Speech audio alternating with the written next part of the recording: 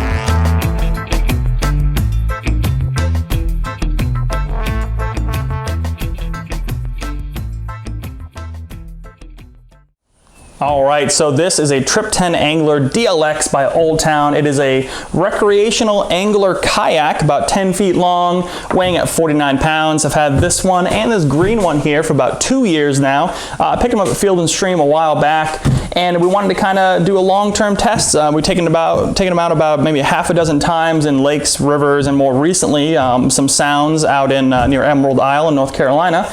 And it's really great to get one of these out there. I mean, in the shallow waters, or if the tide's going out, you kind of find yourself with only a few inches of water. These things really shine in about 6 inches of water. I mean, you can really cruise along, get into some coves that are really shallow, see some really cool wildlife, and even see some like wild horses, a bunch of different kinds of crabs and fish and all sorts of neat stuff. So that's really where these kayaks shine. Like I said before, this is an angler kayak. I'll talk about some of the fishing features. We haven't really done too much fishing with these yet, but we have taken them out enough to really kind of get a feel for how they track, how all the features here actually work, what I like about it, what I don't like about it after 2 years. So let's go ahead, bring it in close, and I'll show you guys kind of front to back. So I'm going to break this down into 3 spots for you guys: the front, the cockpit area, and the rear. All right, so in the front here, you see it's got a nice shape to it in the front. Really helps with tracking, really kind of cutting through waves. Had no problems. I've never tipped these kayaks before with all the paddling we've done. Good carry handle here, no problems. You can see it actually got dinged up quite a bit. We've had to drag this around quite a bit through gravel, long distances through grass. If I have just me by myself, you can actually sling this over your shoulder and carry it for a while, but sometimes you really just have to grab a handle and just drag it, depending on where you are. We've actually kind of had to pull these out at boat docks, on boat ramps, which are made of concrete, a lot of oyster shells. So we've scraped these up quite a bit. No leaks, no problems, and I've only had one thing break on this so far, and we'll talk about that. It's in the back. So you got bungees up here, as well as a bunch of eye hooks here. No problems out there. Nothing has come loose. These bungees are great for putting some gear down. Put a water bottle up here, something like that. I did put a GoPro mount right here. Get some good footage for you guys, front and back. And then you kind of have the name on both sides here, Trip 10 Angler DLX, and then you kind of go into the cockpit area. So let's go and zoom in for that part.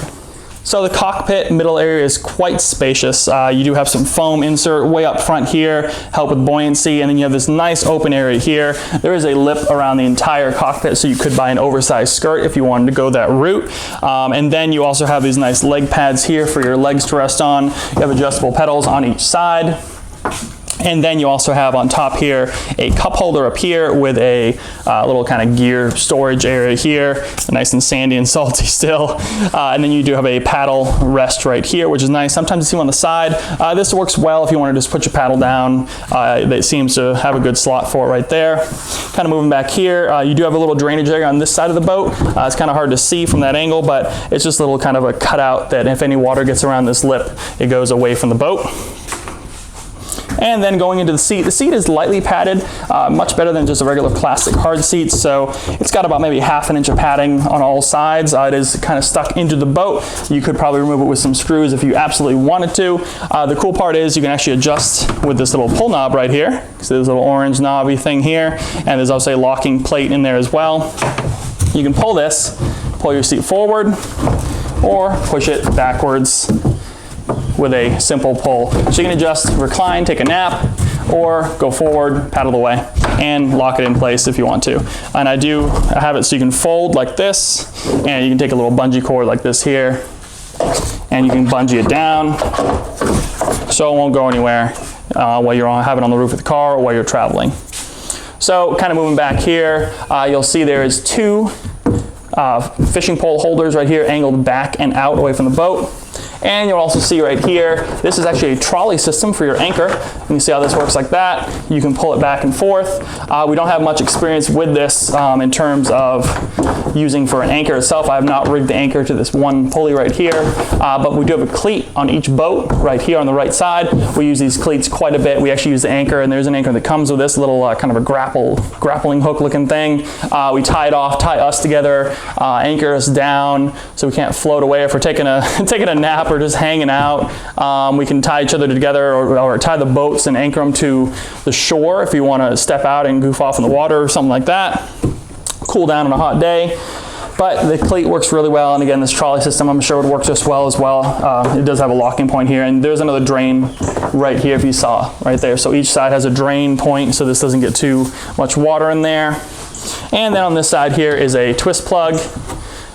Nothing too fancy. You twist it out. It's kind of like some of the ones you see on the front of the back of the boat, but this one's on the sides. You just tilt the boat on the side, all the water goes out. So let's go ahead, move to the back. So you got the back of the boat here. You got a reinforced, almost keel rudder piece here. What this allows you to do is really help you track, and that's something this boat really shines in, is tracking, which is where you're paddling and you stop and how long you go straight for. This thing is really easy to paddle with, excellent for beginners or even advanced kayakers with the amount of fishing gear you can put on here. And of course this handle here is in the back, just like there was one in the front. This one's kind of recessed into this little kind of valley area here. This is designed to get water to splash outward if there's any water in the back here.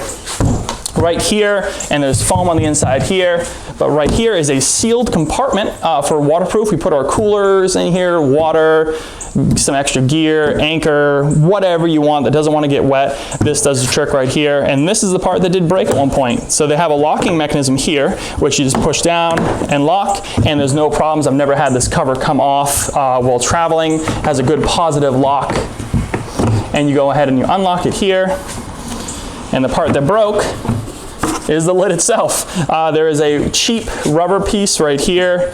Nothing really too fancy, but it is a rubber piece nonetheless, a rubber hinge actually, and you can see it broke off right at the source. But here is a locking piece right here and how it works. It literally just locks into the sides here, like that.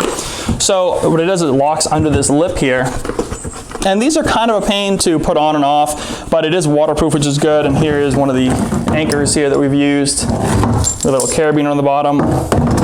It's a decently good sized little area for storage though. It's part of the reason why I picked up this kayak is it's one of the lower priced options that have a waterproof compartment like this, and we wanted that for, like I said, coolers and gear. Things you don't really want to get wet. You can put a water wet box in here, help keep, a dry box rather, help keep any like phones or wallets or keys or everything extra dry, right? Double down there. So this is how it's designed. You have a little lip here, and you kind of just put the lip on there and wrap it around with the lid. It's kind of a pain, to be honest with you. This is kind of a weak design, but it does keep everything waterproof. And then you just push it down, and you're not going anywhere. So it doesn't take too long, but it does need a little bit of help kind of getting that lip to lock into place and then pop off. So there you go. So let's go ahead and I'll wrap this video up for you guys. So a couple of metrics I want to share with you guys. So the cockpit size is actually 48 inches long by 19.5 inches wide. And also the maximum capacity is actually 325, which is more than I remember. I thought it was like 250 or something like that, but 325. And that just gives you an idea of how stable this boat is and how great it's going to track, even at someone a little heavier at 325. It also is made in the United States, which is good, by Old Town. Old Town's been around for a long time. They specialize in kayaks and canoes. So you can't go wrong. After 2 years, we've had no issues other than that lid breaking, and even that is just minor. In fact, it makes it a little easier, I think, to get the sealed lip around that whole ring for that rear compartment there. But after that, I mean, there's really not a whole lot of issues. I mean, we really had a great time using these. I mean, they're lightweight. They're really easy. One person can load this onto your car and take it off. One person can carry this around if they want to. It's not that bad. It's definitely a lighter kayak with a lot of features to it. Well, thanks for watching, guys. Hey, let me know if you have any questions below. I'll be happy to answer them. Subscribe to the channel, like this video, and I'll see you in the next review.